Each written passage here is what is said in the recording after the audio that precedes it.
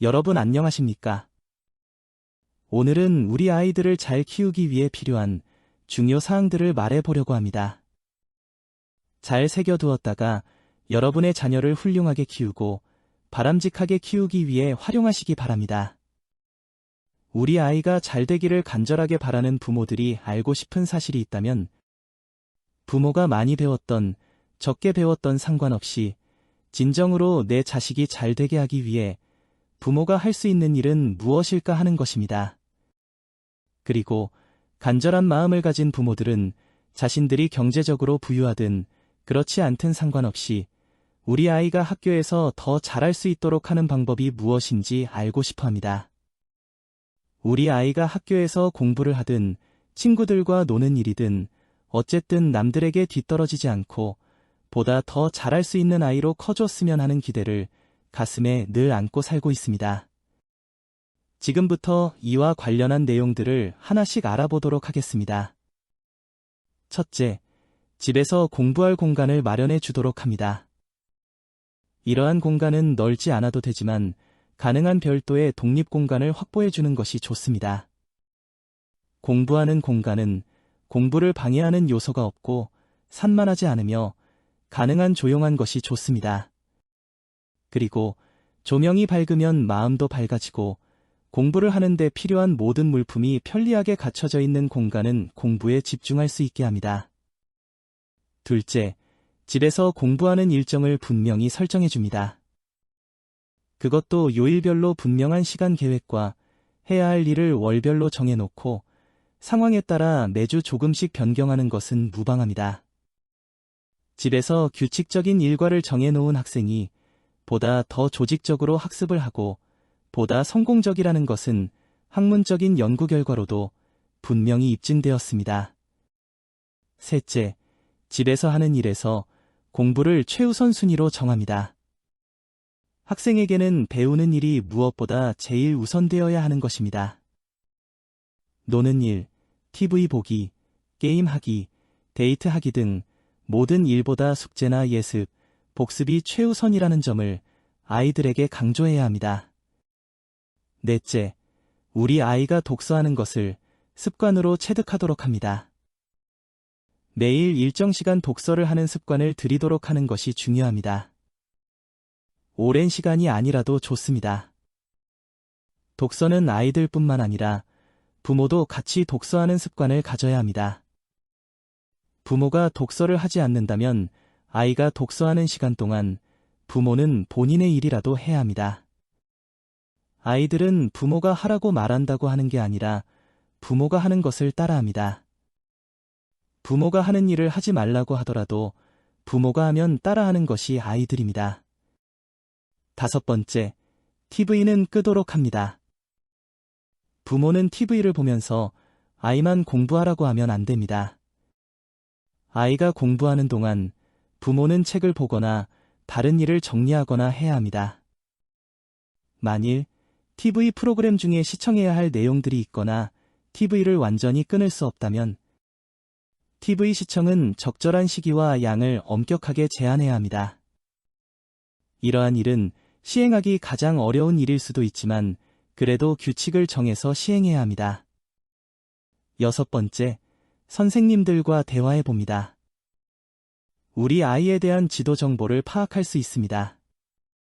선생님을 통해 우리 자녀가 무엇을 배워야 하는지 알아봅니다.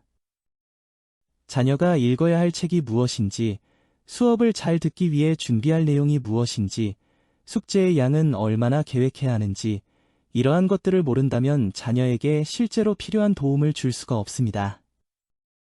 일곱 번째, 자녀를 격려하고 공부를 위한 동기는 부여하되 숙제하라고 잔소리는 하지 마십시오.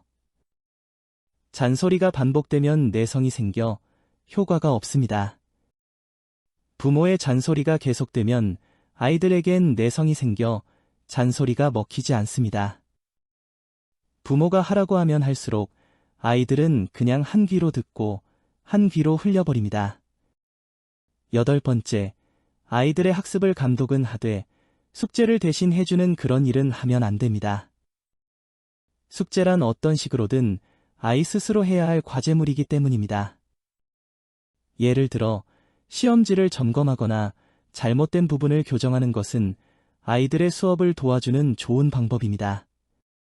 하지만 자녀가 자신의 실수로부터 스스로 얻게 될 교훈을 얻지 못한 채 단순히 오류 수정만 한다면 도움이 되지 않습니다. 부모의 자녀 지도는 자녀가 자기주도로 문제를 풀어가도록 도와주는 데 있는 것입니다. 9번째, 성공하면 칭찬하되 평범한 결과에 대해 지나치게 칭찬해서는 안 됩니다. 칭찬에는 나름의 이유가 분명하게 있어야 합니다. 무조건 칭찬한다고 좋아지는 것이 아닙니다. 아이를 칭찬하거나 꾸중하는 일은 분명하게 해야 하며 칭찬과 꾸중을 통해서 아이를 발전시킬 수 있는 기준이 분명하게 마련되어 있어야 합니다. 10번째, 고학년 학생일수록 현실을 확신시켜야 합니다. 학년이 높아져 갈수록 앞으로 다가올 현실을 깊이 인식해야 합니다. 왜 공부를 해야 하는지 그 이유를 인식하여 알게 하고 현실 세계는 자신이 알고 있는 지식과 성과만큼 평가를 받을 것이며 공부를 하면 할수록 흘리는 눈물은 적을 것이라는 사실을 느끼게 해야 합니다. 입시와 취업 등을 위해서 앞으로 잘 살기 위해 공부는 필수 불가결한 요소로 해야만 하는 것이란 걸 깊이 인식하도록 기회 있을 때마다 이야기를 해주어야 합니다. 11번째, 여유가 있다면 시대가 시대인 만큼 자녀에게 컴퓨터 등 첨단 기기를 활용하게 하고 학습에 도움이 되는 소프트웨어를 이용한 학습이 가능하도록 해줍니다. 공부도 경제적 힘을 빌리면 조금 더 편하고 쉽게 할 수 있습니다. 12번째, 인터넷 등을 활용한 정보 검색 및 활용 능력을 키우도록 합니다. 지금은 과거와는 달리 많은 정보를 인터넷을 통해 구할 수 있는 시대입니다. 인터넷 온라인을 통한 정보 검색 및 활용 능력은 학습 능력을 높일 수 있는 환경을 제공해 줍니다. 인터넷은 우리 시대의 가장 위대한 발명품이자 모든 연령대의 학생들에게 믿을 수 있는 도구입니다. 따라서 미래 첨단 정보화 기술 시대에 학생이 온라인 서핑 능력 없이 성공한다는 것은 불가능하다 할 것입니다. 마지막으로 공부하는 동안은 휴대폰은 꺼두거나 별도로 보관하도록 합니다. 공부하는 동안에 휴대폰을 만지작거리며 정신을 팔 시간은 없습니다. 늘 만지작거리는 휴대폰은 공부하는 동안이라도 손에서 놓게 합니다. 공부하는 동안은 휴대폰을 통한 인스턴트 메시징을 꺼두거나 휴대폰을 별도 보관하는 것이 좋습니다. 휴대폰이 숙제나 보고서 작성에 도움이 되고 수학 문제를 풀고 친구랑 상의하는 메시지를 주고받기 위해 필요하다고 아이가 말하더라도 이를 믿어서는 안 됩니다. 오늘은 우리 아이를 잘 키우기 위해 우리 부모가 알아야 할 중요한 사항들을 말씀드렸습니다. 이러한 내용들을 잘 기억해 두었다가 아이를 지도하는 데 꾸준히 실천해 보길 바랍니다.